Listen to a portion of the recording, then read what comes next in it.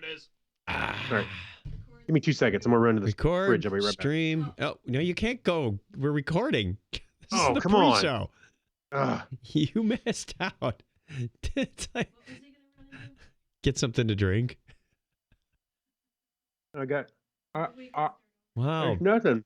No, you can't, because if you stop the stream, I have to create a new one. No, don't stop it. No, don't stop. All right, I got to get to Facebook and share this stuff. Da-da-da-da-da-da. Go to. If you're stuck in the house, you got something to watch. That's right. We will always be 6 feet away from you. Because that's what the restraining order said. It's pretty weak restraining order. 6 feet. Yeah. Where's our live broadcast this week? There it is. Put it on mute. And let's see if we can do a share party or something. Oh, I shared it without even making it. Okay. Save video. Up next, share. Share in a group. Start a watch party. We'll do that. Da-da-da-da-da-da. Whee! Okay. There you go. We are at least 6 feet away from you. I guarantee it. Just put your laptop over on the counter 6 feet away from you, and we'll be good. Yeah. And I can invite a whole pascal of people. There you go. Yes? Stuck in your house and need something to watch? Here you go. You're welcome. Need something to watch. No, that's not how it works.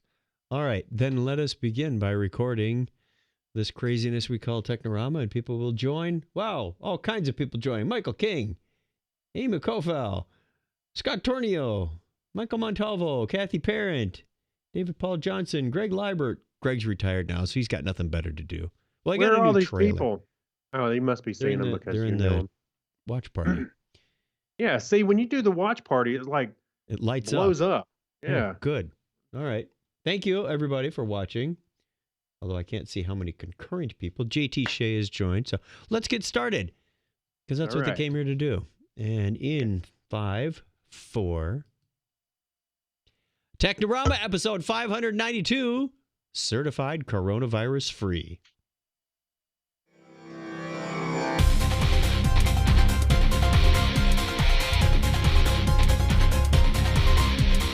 Hey, welcome to Technorama. This is the show that takes a lighthearted look at tech, science, sci-fi, and all things geek. If this is your first time joining us, hey, welcome. It's about 591 episodes too late, but hey, they're still out there somewhere, we hope.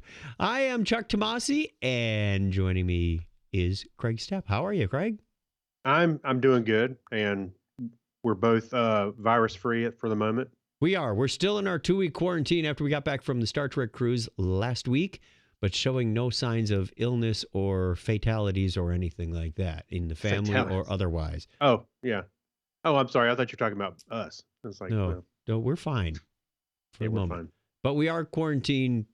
I called off my volunteerism at church, and then they just called off church. So I guess they can't get by without me. I'm not sure what. I had the same thing. I was like, oh, I'm on the usher schedule, and then next thing I know, I got canceled. I was like, okay. So the world just can't go on without us, I guess. But we are here. We're here. This is live. It is recorded on Sunday night and re-released as a podcast. So I'm figuring with everybody working from home and you got all this time on your hands, they're going to listen to more podcasts. So we are here. That's what we're here to do. We're here to help or drive you crazy. Sure. Put us in your ear holes and see what happens. Yes, that's right. We won't get infected. All right. We have some feedback. We asked you a question last time around, and then we asked it on social media. Letters. Oh, we get letters. We get your letters every day. Oh, boy. Mail today. Reach right in and pull one out. Oh, boy. Those letters. I love those letters. Let's find out what you got. Wait for it. Say. Oh, boy. There it is. Mailman. Mail today. I see he just left it on the porch and ran. I guess he's scared to come in. He lit the bag on fire and ran? Right. Nice mailman you got, Craig. Our know. question last time was, if you could cancel any current TV show, what would it be? And Scott Tyler said CBS, NBC, ABC, and Fox News, or pretty much any news programs that he's missed. And Phil Rossi said, Scott, you beat me to it. A lot of people are saying the news. Mike Wills wants to cancel The Bachelor and The Bachelorette. I actually asked Donna last week, is that really still a thing? And It is still on. I said the How? same thing. I was like, what? It's still Really? on? Who's Okay, watching yeah. that? I guess. Yeah. Charlie George says, kill me to say this. Maybe season 3 will turn it out. But Westworld. Are we still waiting for season 3 on Westworld? I didn't know there was. 2 was out. Yeah, I know season 2 was out. Oh, That yeah. was at least a year ago. Hmm. Jeffrey Okay. Deal says The View. Oh, he got a whole bunch of likes on that one. Jack Jaffe also says The View. News, Trump's press conferences. Well, unfortunately, I think they're kind of necessary, but oh well. We got Tiffany saying 911. Another view vote for The View. Not a view for the vote. Lego Masters. Huh. All right. Oh, that's the one with I am having trouble recalling names today. Job from Arrested Development. For crying out loud. Are Okay, you kidding me? I can't. You Google that, I'll read Yorga's answer. Yorga says, whatever this odd reality program is that deals with the world slowly descending into chaos, I think it's called 2020 or something. Yeah. Anything with a Kardashian or Jenner from Brian. Will Arnett. That's who I was trying to think of, by the way. That didn't come out as Joe. No, Job is his character's name on Arrested Development. Oh, lots. Trampa says Grey's Anatomy and Survivor. Wow. All right. We also have our answer from the Technorama page because Craig and I both shared that question. This is where it originated anyway. Yeah. And waiting for it to load, and still waiting more. Well, I got some. You go. Here you go. Go ahead, Well, read. So, of course, we got apparently The View is on the big chopping block because everybody else is putting it on here too. We had Tommy. I'm not sure. Tommy? Anyway, CNN headline news. Let's see. Oh, somebody said, housewives of everything. How many of them are there anyway? How many housewives are there? Of the shows. Housewives of insert city. Housewives all the of reruns of podcasters. all the reruns of Friends. Grey's Anatomy. I think it's already done, isn't it? Is it still going? Housewives of ... So yeah.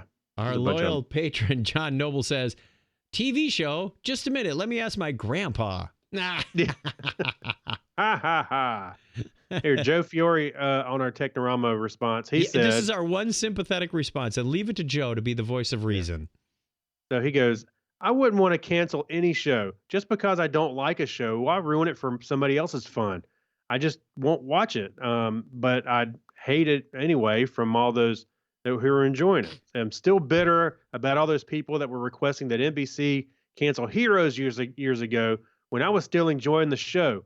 Hey, or why didn't they just stop watching it? Why did they just have to wish it to be removed from my enjoyment? Not bitter at all. Not bitter No. at all. I don't know. Heroes is kind of jumping the shark there at the end. I don't know. Many shows But I was were. enjoying it. Yeah. Anyway, All right. any reality TV show. There you go. That pretty much sums it up for me, too. Anything with Yeah. canned laughter ought to be on the chopping block. If it's not funny by itself, it shouldn't be on TV. That's my opinion. All right, that's our feedback for this week. We have another question at the end of the show for you. We will bring that up. So Hey. hang out with us. I will say I watched a little bit of Stephen Colbert the other day. He had a YouTube video where he was doing the show. And Yeah. There was no audience. There's no audience. Because of the virus? Yeah, he said there's some people out there, but they're my staff. He said just pretend I'm not paying them. But they'll still stick in canned laughter. No, they were. You hear a few people laugh in the background. That was the staff. Sarcastic clapping. Yes, all right. All right, let's do the history thing, shall we? We work hard every week to bring you this. On this day in history for March 18th, 2020, this is the 78th day of the year in the Gregorian calendar. There are 288 days remaining in 2020. It was on this day in 1850 that American Express was founded by Jimmy American and Jeff Express. No, I'm kidding. It was actually, oddly enough, Henry Wells and William Fargo. Too bad they didn't come up with Wells Fargo. Oh, actually, they did. Yes. And it was 146 years ago today that Hawaii signs a treaty with the United States granting exclusive trade rights. It was also on this date in 1892 that former Governor General Lord Stanley pledges to donate a Silver Challenge Cup as an award for the best hockey team in Canada. It was later named the George Cup. No, the Stanley Cup. The George Cup.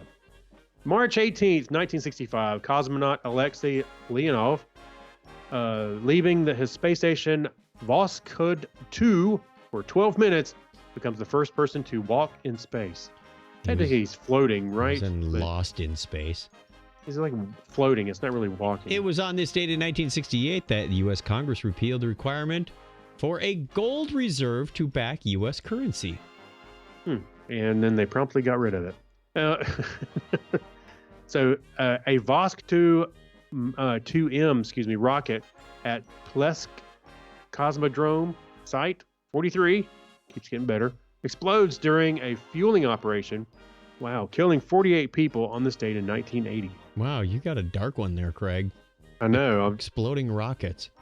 Yes. Let's have more fun with the birthdays, because there's a lot of good ones in here. French mathematician and astronomer Philippe de la Hire, I believe that's how it is. There's a whole bunch of missing letters in there. He was born on this date in 1640. And Christian Goldbach, a Prussian-German mathematician and academic, was born on the same date in 1690.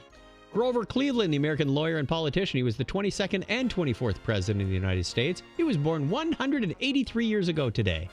Wow. And born March 18th, 1848, American architect and engineer Nathaniel Green Hershoff. German engineer who invented the diesel engine. Rudolf Diesel was born 162 years ago today. If it was in America, it'd be a diesel engine. Diesel? Agnes Syme Baxter, Canadian mathematician, was born on the same date in 1870. American physicist and engineer Thomas Townsend Brown was born 115 years ago today. An American businessman co-founded the E&J Gallo Winery, Ernest Gallo, was born on this date in 1909. Quick, if the E is for Ernest, what's the J for? Grapes. I'm just kidding. I don't know. Wow. James. Oh, it's Julio. Ernest and Julio Gallo. Yes, that's right. From the wineries of Ernest and Julio Gallo. I already told you I'm having trouble recalling names today. You ought to remember that from Sanford and Son. Hey, Julio! Yeah. Born March 18th, 1926, American actor and director Peter Graves. Joey, you ever seen a grown man naked? No, don't go there. Okay, American journalist and actor George Plimpton was born on this date in 1927. James J. Andrews, American mathematician and academic, was born on that same date in 1930. And here we go. Brace yourself, kids. Danish mathematician and statistician Ole Barndorf Nielsen was born 85 years ago today. American singer-songwriter Wilson Pickett was born on this date in 1941. And also born on that same date in 1944, Australian publisher and businessman founded Dick Smith Electronics and Australian Graphic. Can you guess? Dick Smith. Mr. Dick Australian Geographic? Right. American businessman and philanthropist, co-founder Ben & Jerry's.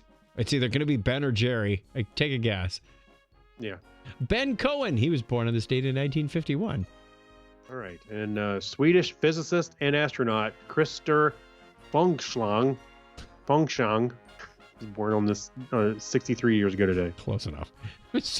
American singer, songwriter, and actress and producer Irene Cara was born on this date in 1962. Oh, fame. I'm going to make it someday. Listener birthday calendar this week includes March 18th, Gregory Lemon. from GregoryLemon.com. JT Shea, who was joining us earlier on there from the Gigcast. He'll be 40 about 15 years ago on the 19th. Michael R. Meningay is on the 19th. Crazy Joe Fiore. Wow, we got a lot of podcasters on this one, don't we? Crazy Joe Fiore is on the 21st. The 23rd is Steve Rickyberg, a.k.a. Missing in Elective Geek Cred. Oh, Geek Cred, how we missed you. No Richard Parkman on the 23rd also, and Nicholas St. Gabriel on March 25th. We wish you all the best. If this is your birthday and you're not on the calendar, well, happy birthday to you too. You get sort of a generic shout out instead of the explicit one with your name on it, which is always nice. And if you want to get a shout out at the appropriate time of year, you go over to chuckchat.com/wiki and you put your name on that birthday calendar and you can get a shout out as well. We love our listeners and we love giving you the birthday shout out. That's the way it was for March 18th, 2020. And I think that's the end of the music. Yes? Yes. Sounds like it. Could be. It is. How's that for timing? Hey, that guy in the back, check his temperature. the tuba player sounded a little off. Too soon? Not at all. We're going to have fun with this. Oh, yeah. All right, we have news. Let's do this one. Top secret news, everyone. Well, it's not really top secret news, but the NASA and the private sector have big plans for space travel. You got to put your own reverb in. We're saving money. Plans. Amid all the coronavirus worries, here's a positive development. NASA this month began taking applications for new astronauts. They began taking, applications for... Did we read this last week? Last show? I don't think sounds so. Maybe. Very familiar. But let's read on. You probably won't qualify. Candidates must have STEM backgrounds, and the odds of being accepted in the last round were 50 times worse than those for Harvard applicants. Plus, NASA's at least 4 years away from getting anyone to the moon. Though that's far from only manned mission now. It's only on the planning boards. On the other hand, firms like Axiom Space and Elon Musk SpaceX are starting to offer regular commercial trips that are out of this world, quite literally. World. And you don't need to be a real astronaut. You can just play one on TV or pretend on a podcast like we do. It's not cheap, though. You're going to need to fork over $55 million for a seat on the first fully private sector space flight slated for next year, complete with 2 days of space travel and 8 days at the International Space Station. Better act fast. Only 2 of these 3 available seats are left. Quick. Act now. But prices... guess what? What? Guess what? It's full.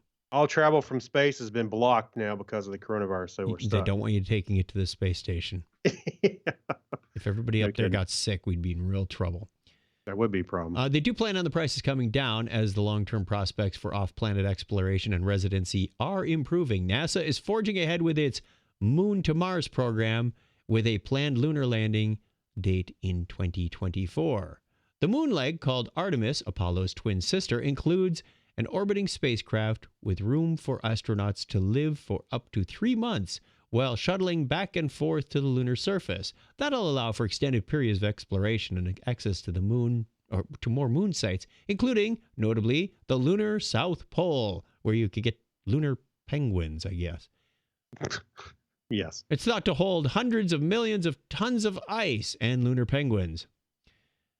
NASA hopes to establish a permanent human presence on the moon. Well, then we're going to have the whalers on the moon, right? Sure. Stick with me on the Futurama. Try to keep up, kids. As it searches for scientific discoveries and lays the foundation for private companies to build a lunar economy. Alrighty, we're on our way. The future is here. This is the stuff we dreamt about as kids. It's coming. Any other news from space, sort of? Yes, actually. I'm glad you asked. Good news? Is it good news or is it... Sure, why not? It's definitely good news. Okay. Well, not the first sentence. Oh, here we go. Bad news, fancy men. We're not saying the Earth is doomed. No, Okay, we're not saying that. no, we're not saying that. But 139 minor planets were spotted out in the outer reaches of our solar system. Just an FYI. So that's the title. Astronauts have discovered 139 minor planets lurking at the edge of the solar system after examining a data set collected by Study Dark Energy in the Universe. Collected to study, the dark energy in the universe. Small worlds that circle our sun and orbits further out than Neptune are labeled Neptunian objects. TNO. I love that band. They play that synth music around Christmas time. Yes, that's them. Yeah, hard to get tickets to. Yeah. And with one being the relegated planet Pluto. Eggheads, led by those at the University of Pennsylvania in the United States, identified 316 TNOs in the dark energy data set, of which 139 bodies were previously unknown. That's according to a study published by the Astrophysical Journal this week. Specifically, the data set features images snapped by Dark Energy Survey, DES, a project used by Victor M. Blanco Telescope. I thought it was a name there for a minute. That's why I paused. Victor M. Blanco Telescope at the Cerro Tololo. Cerro Tololo. There you go. That's much better. I can never get my tongue to roll. American Observatory in Chile to study the role of dark energy in the universe's rate of expansion. The pictures were taken from the southern hemisphere for 6 years, from 2013 to 2019. And you thought you took some slow pictures. Yeah, I know. You know what's kind of amazing to me is that they keep finding more and more stuff about our solar system, even though there's a lot we do know. 139 little planetoids out there. That's a lot. Oh my gosh. That's a lot. Yeah. Yeah, now you know why Pluto got downgraded. They can't teach all those kids in grade school the acronyms. I know. You know what's funny is I saw not a TED Talk, but it was a talk the other day, and I know what it was. We were on the cruise. It was Erin McDonald. Yes, she was talking about. I just stole her joke. Yeah, she was talking about Pluto. And, she's like, I know, don't be sad, kids. And I'm like, at this point, I'm kind of over it. It's there. I'm not. I don't know. It's Pluto. What is? I don't know. My very good mother. No, I can't keep up with the current acronyms. 139 more letters. Roy G. Biv. That's another one. Okay. Anyway, I don't know. It's like everybody lamenting the headphone jack being off all the smartphones. So at this point, who cares? That's why I'm hanging on to my Note 8. Got to have my card swiper. I use Bluetooth headphones. You don't need. Oh, the card swiper. Well, card swiper. Who are you taking money from? Selling books. Oh. Huh? You get one of those little Bluetooth ones. All of my clients, I'm a dealer. You're a dealer. Right. I'm a dealer I fix your takes computer. credit card payments. Fix your computer. Yeah. Slide. Hey, Chuck, I got a question for you. Swipe. Yeah. Now we can talk. I needed to do. Boy, if I did that. See? Boy, if I did that. You'll be lamenting your headphone jack. I could have retired 10 years ago. Well, if you are retired or even out of work temporarily, internet providers won't cut off users for unpaid bills for 60 days. The pledge some companies took in the face of the coronavirus pandemic also calls for them to open public Wi-Fi hotspots and waive late fees, the FCC said. More open public Wi-Fi hotspots. What could possibly go wrong? Yeah. AT&T, yeah, speaking Comcast, of viruses. AT&T, Comcast, and dozens of other telecommunications firms have committed to not disconnect service to residential and small business customers who can't pay their bills because of the coronavirus outbreak. The FCC, the Federal Communications Commission, said that on Friday. The pledge the companies plan to implement also calls for them to open public Wi-Fi hotspots, not hi-fi watspots. Yeah. That would be music. And waive those late fees for 60 days. Hey, Donna, we don't have to pay our bill for 2 months. Sweet. That'd be awesome. Yeah. I don't want any American consumers experiencing hardships because of the pandemic to losing connectivity, the commission's chairman. Yeah, otherwise they wouldn't get all this wonderful news about the latest virus outbreaks and counts of deaths and everything. Refreshing. Yeah, refresh the page. The CDC's map, the circle changed size on Italy again. As cases of the coronavirus spread across the country, companies have encouraged employees to work more from home. Join our world.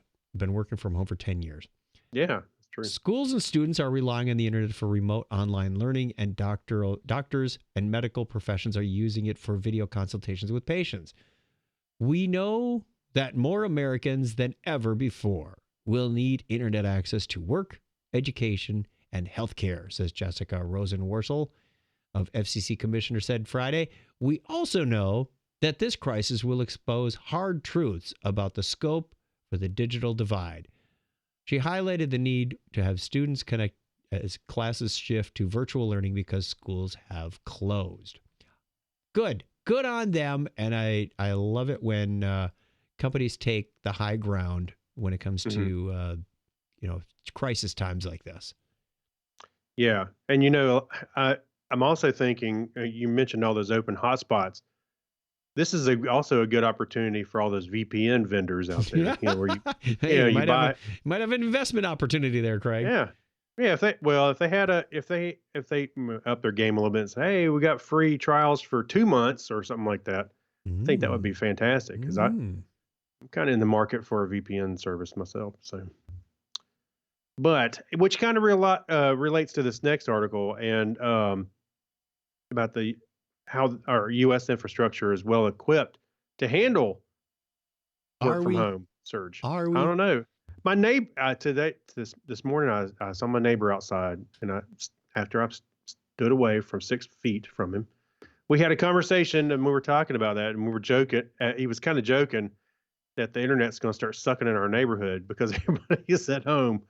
And I was thinking, everybody's pretty much on the internet all the time, so I don't know how much it's going to change. Well, if it starts sucking, you know that everybody's watching movies, not doing their jobs. That's true. But you think about it. People are at home. Okay, now they're at work. I'm sorry, other way around. They were at work. Now they're at home. So the internet usage is just going to shift. I don't think it's going to get, expand. But now you got a bunch of. Well, in a residential neighborhood, you're generally dealing with broadband, and there's only so much that goes out on a specific node. So, I mean, what I'm saying is the internet as a whole. Anyway, let me read the article. All right, go ahead. So the U.S. internet won't get overloaded, see, I told you, by spikes in traffic from millions of Americans now working from home to discourage the spread of the new coronavirus, experts say. But connections could stumble for many if too many family members try to video conference at the same time. Some people have to settle for audio, which is much less demanding in bandwidth. Separately, Senator Mark Warner of Virginia on Saturday, I'm sure he's a big techie, announced that by several major U.S. internet providers were taking measures, including temporary suspension of data caps and free broadband for 60 days of households with children who lack it. Designed for this is kind of related to the article we just read. Anyway, so he says he and 17 other colleagues, Democrats and independents, had called for such measures later in the day, in a letter Thursday to CEOs of AT&T, Charter, Comcast, Cox, Fox, and it's like a logo parade there. You read it wrong. It's CEOs of AT&T, Charter, Comcast, Cox, Verizon, CenturyLink, Sprint, and T-Mobile. Oh, pardon me. So the core of the United States is more than capable of handling the virus-related surge in demand because it has evolved to be able to easily handle bandwidth-greedy Netflix, YouTube, and other streaming services. Told you. Yeah. So the core of the network is massively over-provisioned. Okay, you know what? These are some big words that they're throwing around. That sounds like a challenge. Yeah. How many movies can I stream at once? Well, if everybody's watching Technorama all at once, it might cause the internet problems. That's right. Yeah. So, kind of do it. Everybody, maybe you should work together and kind of half of you stream it at once and half streaming it at the other time. Getting it through pirate means. Yeah. So if parents are video conferencing for work at the same time, college and high school students are trying to beam into school. Maybe you got one of those kids that made a thing how you could beam them to school. They could experience congestion feature packet dropping threshold, 5 or more users, blah, blah, blah. That's because the so-called last mile for a mini maker provision for cable. Yep. Download capacity is robust, but upload limited. Oh, don't we know it? Yeah, I know. It's not really limited. I think they limit it. Yeah, they do. So, yeah. So fiber optic connections don't have the same issues and will do fine. So, anyway, I don't think it's going to be a huge problem, but it will be for some, I guess. I just did a speed test this evening. Things are still looking good here at this end of the Binary Studios. I should do it. Let me do a speed test right now. That would be a little false since you're streaming at the same Yeah. time. 3K. That's what I was getting from Cox. Oh well. So anyway, here's some good news. So we have the everybody Way to kind of go. suspending the caps. Way to I saw go. It T-Mobile was kind around of doing here. that stuff. What's that? Where was it? I saw it. Oh, the stupid little... There it is. The source of all my pain for months, came down to this Oh. stupid little barrel connector. Really? Yep. That's funny. Why is it just old? I mean, was it? Don't know. But once you replace that, I never had any problems again. You know, and one day you're gonna be like, I need a barrel connector. Oh, here it is. No. You should No, I mark should it. put a drill hole through that thing so it doesn't work. Put a toe tag on it. Anyway, I saw T-Mobile and some other services were also expanding their caps or suspending their caps, I should say. So Gary Lindros says, What? I like to torrent Technorama. Oh, I There you thought go. he said I like to torment Technorama. now that too. But don't forget your VPN, kids. Absolutely, especially if you're on a public Use your Wi-Fi. protection. There you go. Use your protection. Yeah. Otherwise, you'll be singing that Michael Jackson song, I'm looking for the man in the middle. With that, let's take a break. I know his password because he doesn't change his ways. We'll be right back. Can't sing anymore.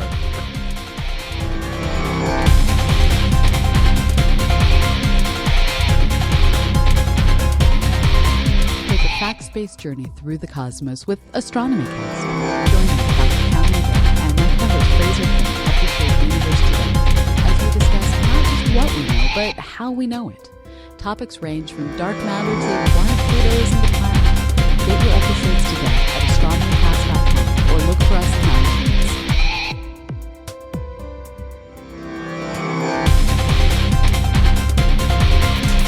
This is Adam Savage from Mythbusters, and you're listening to Technorama with Chuck and Craig.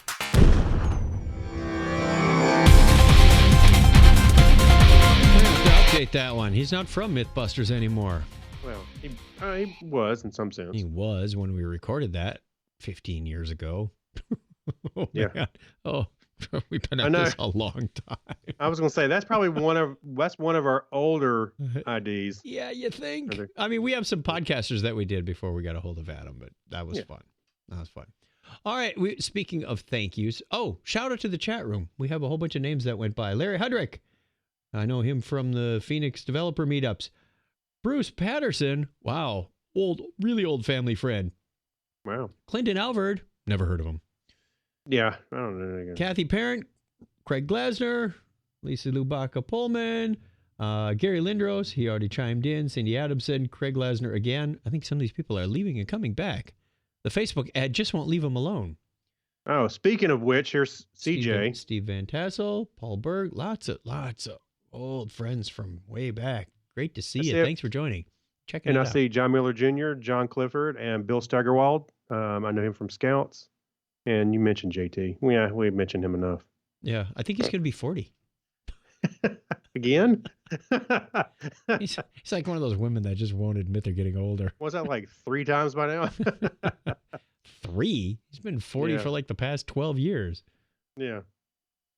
All right. We also want to give a huge thank you to our patrons. These are the people who pay a little bit, actually donate to the show to get, well, they as a thank you, they get extra content, but they really keep this show going. We have expenses. We have hosting. We have software. We have equipment costs and all kinds of things that go on with this podcast, and they are they've got our back. They really do. Financially, this show Yes. has been solvent for a couple of years, and took us about 13 to get there, but we really do appreciate this because now we don't have to worry about, hey, is this coming from Craig? Is this coming from Chuck? This is coming from our listeners who love us. No, wait. Correction. Our wives aren't asking us where it's coming from. They know where it's coming from. Yeah. And I know where it's going to. So thank you to Kyle Nishioka, Abner Braverman, Ben Vaughn, Mike Wills, Night Gig Studios. Gary Lindros gets another shout out for the show. John Clifford, Leon, John Noble, who was on there already. Thank you, thank you. Chris MC, Alexis Duran, Saturday Morning Media, Steve Therian, Jorger Schrauen. You can see these people not only participate financially, but they get involved with the discussions. They get involved with the live shows. It's a lot of fun. Amber Elstad, Harold McKinstry, Amy Bowen, whom we haven't heard from in a while, Denise Inglis, Stephen Wetchy, Dean Jensen, Dandy Man Coyer, NCAF1, a.k.a. Mark Kilfoyle, Christina, and Brian Brown. Hey, wait a minute. Yes. That John Noble? That Brian Brown, yes. That Brian Brown? You want to be a Patreon member also? Get your name enshrined on the show and get extra content that is only available for these wonderful people. It's as little as $1 a show. You can get that.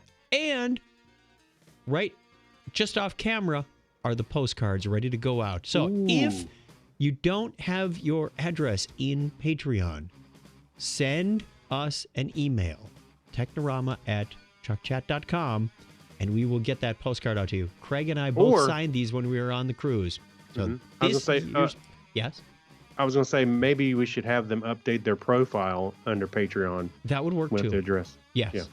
So thank you very much. We can get you all a postcard. We bought a few extras. And if we don't send them to you, they're going to random strangers in the grocery store. Yeah. We're going to leave a note on the shelf that says, toilet paper's all sold out, but have a postcard from Puerto Rico. It's worth, there's a joke in there somewhere. Yeah, I know there is. Leave it alone. Leave it alone. You can go over to patreon.com/Technorama podcast to get that. We would also love to hear from you. Did we give a shout out to our listeners? Oh, we forgot to give the shout out. Donna's got the thing up there. Contact us on the listener line, 707-530-2428. Technorama@chuckchat.com is that address if you want to get your address updated, or go over to Patreon and get that updated as well. I will get those out this week, so you have them shortly. Yorgos is going to take a little longer because it has to go overseas. So thank you very much to these wonderful people. They're probably going to flag it. It's, it has to be quarantined for 2 weeks. Yeah. It's silly postcards. All right, let's move into the Geek Library. We have two more articles left on this show. 2? Whose turn is it? Mine. It's not like we have a complex system around here. We just alternate back and forth, and I couldn't keep track of that tonight. From scientificamerican.com, a recent paper by Google claiming that quantum computer performed a specific calculation that would choke even the world's fastest classical supercomputer has raised many more questions than it answered. Chief among them is, when full-fledged quantum computers arrive, will we be ready? I'm going to take a little sidebar here. Are you watching Devs on Hulu? No, I saw an ad for it, I think right before we went on our trip, and no, I haven't seen it yet. Okay. Is it good? I invite you to watch. First episode starts out a little slow, but it gets intriguing really fast. Okay. So, and that I saw it on Hulu. It's Yes. like an FX show, I think. FX on Hulu is where it comes from. Yep. All right. It's on Hulu. So I invite you to watch that. Good show. I'm enjoying It's it. got Nick Offerman in it, so I'm already interested. He sounds a lot like Nick Cage, is what he sounds like. I can't get that voice out of my head. Okay.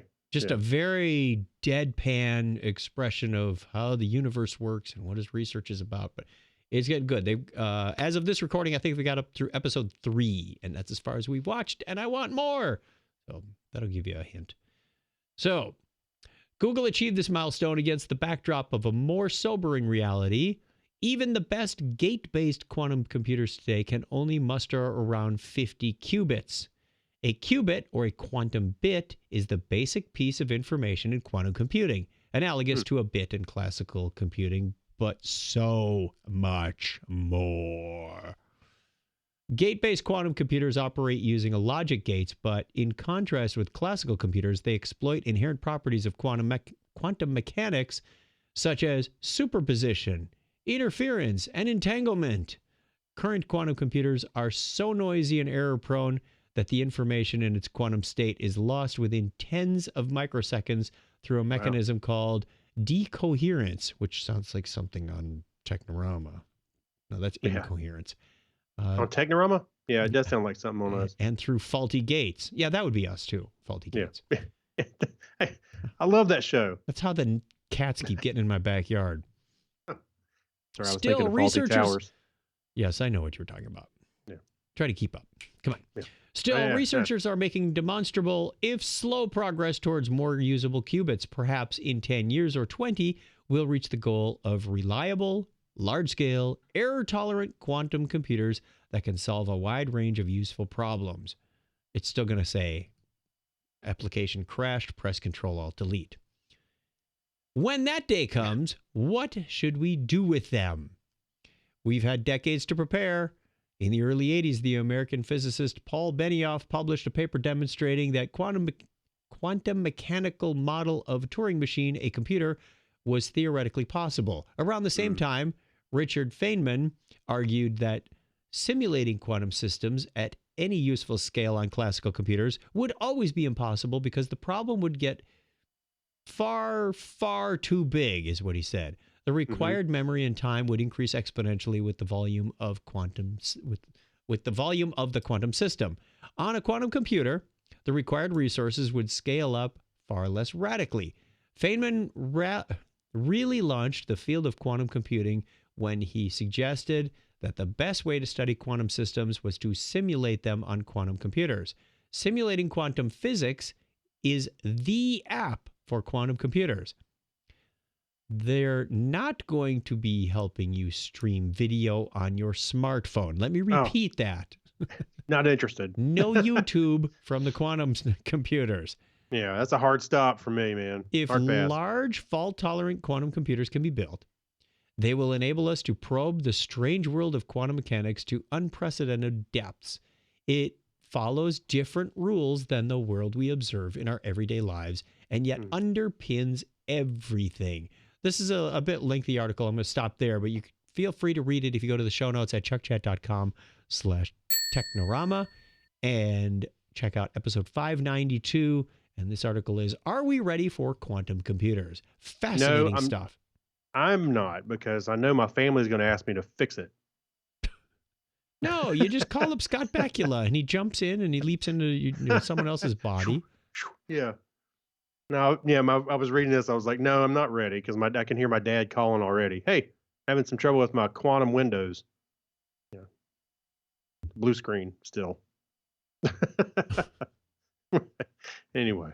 You better be able to solve it remotely because you don't want to go over everybody's house right now. Yeah, well, a qubit probably has all kinds of different states. So, yes, I could probably be there and not be there at the same time. Oh, we've had Qubit for a long time. He jumped around on those little blocks. Burp, burp, I love that game. burp.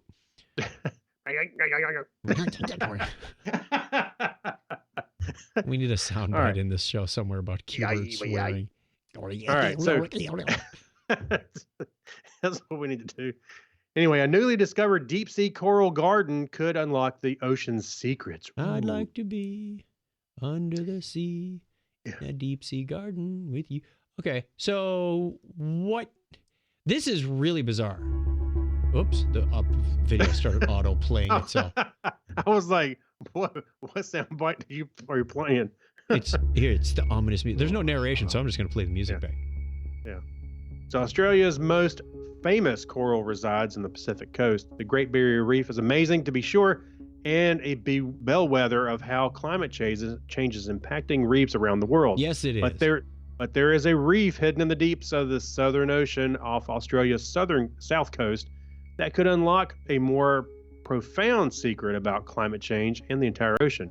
And until recently, it remained completely unexplored. I'll say, normally when you think of reefs, you think of them in the shallows, maybe down to about, 100 feet or so. Yeah, or you can see them like if you Coral, scuba. lots of fish. You don't want your ship running aground on the reef. But this thing is deep. I don't think. How deep is it? It doesn't say, but it's dark down there, so it's that deep. So It's not over at a course of a month, a team of researchers probed the deep sea canyons that jut out from Australia's southern continent shelf like fingers plunging into the chilly Southern Ocean. Delicate corals exist in the waters and that may only reach 10 degrees Celsius. That's 50 degrees Fahrenheit for the rest of the world. No. Uh, You got that one or- backwards. for us.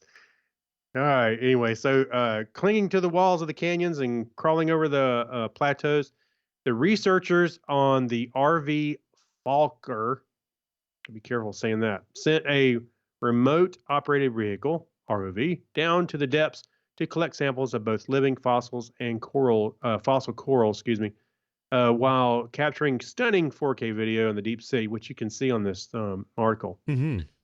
So it's pretty amazing that they would still find stuff in the ocean that, even just when we think we know everything, like there's always something else. And I can't believe how deep this is. And this is when I say, why do we want to go to Mars where we can barely live there when we've got a whole bunch more of the ocean to explore right here and save our planet? Or we can split the difference and somebody can work in the ocean We and can somebody send can work in space. billions to get a handful of people to Mars. I'm sorry, I don't mean to shoot down someone's dreams, hopes, and aspirations, but I'm on the side of Bob Ballard on this one. There's still You would so rather much more stay to on the Earth?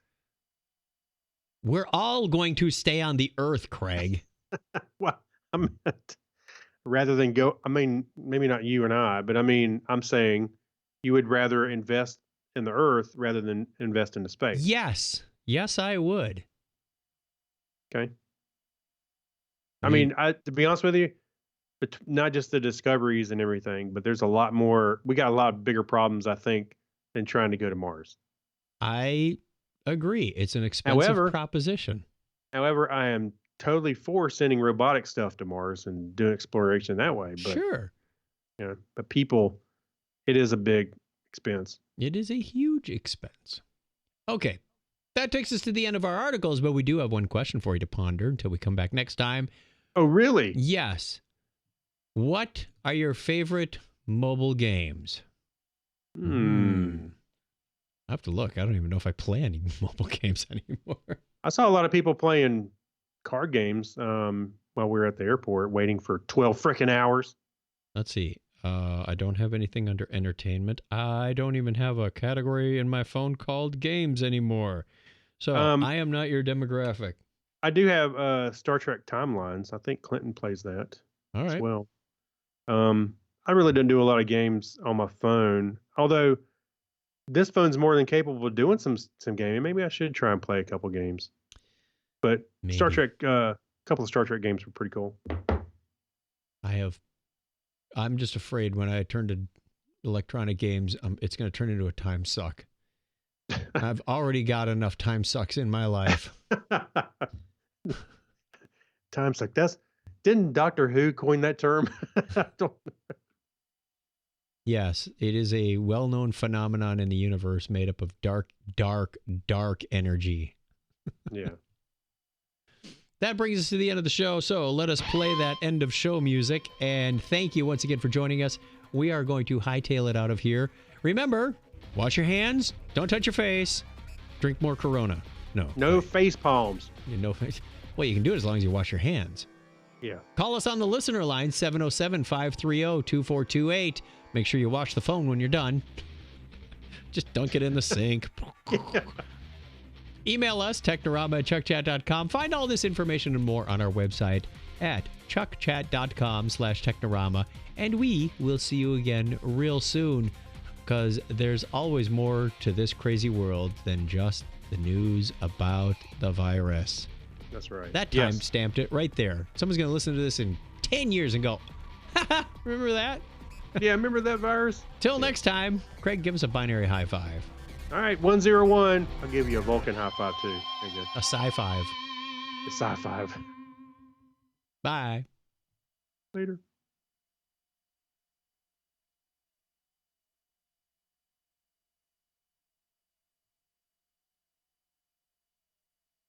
Is it dead? It's not dead. Now it's still It's dead? working? Okay. Click. I did say goodbye. Well, this is an